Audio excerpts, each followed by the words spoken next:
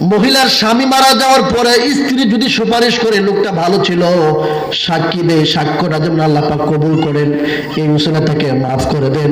ঠিক তদ্রুপ ভাবে কোন একজন স্ত্রী যদি মারা যায় আর স্বামী যদি বেঁচে থাকে, ওই স্বামীটাও যদি বলে না, স্ত্রী হিসাবে যতদিন আমার কাছে থেকেছে ততদিন পর্যন্ত আমার সাথে সে ভালো ব্যবহার করেছে, আমাকে ভালোবেসেছে, আমার আনুগত্য করেছে, সব কিছু শুনেছে, স্বামীও যদি স্ত্রীর প্রতি যদি এইভাবে ভালো কোনো সাক্ষী দেয়, ওই সাক্ষীটা দেওয়ার সঙ্গে সঙ্গে আল্লাহ পাক ওই মহিলার জীবনের সকল গুণ আল্লাহ পাক মাফ করে দেন।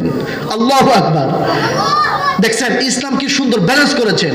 হ্যাঁ, স্বামীকেও মর্যাদা দিয়েছে, আবার কি স্ত্রীকেও মর্যাদা দিয়েছে। তার মানে জান্নাতে যেতে হলে মহিলার বা স্ত্রীর যেমন সার্টিফিকেট লাগবে, আবার আপনিও যদি জান্নাতে যেতে চান স্বামীর সার্টিফিকেট লাগবে। আমরা সারা জীবন ভাবছি মহিলা দায়ুস হয় না, আজকে ওয়াজ থেকে শিখলেন দায়ুস কারা হয়, পুরুষ না মহিলা?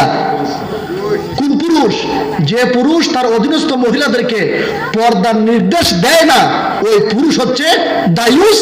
আর ওই দায়ুসরা আল্লাহ রাসূল বলেছেন আদ-দায়ুসু লা ইয়াদখুলুল জান্নাহ, দায়ুসরা জান্নাতে যাবে না।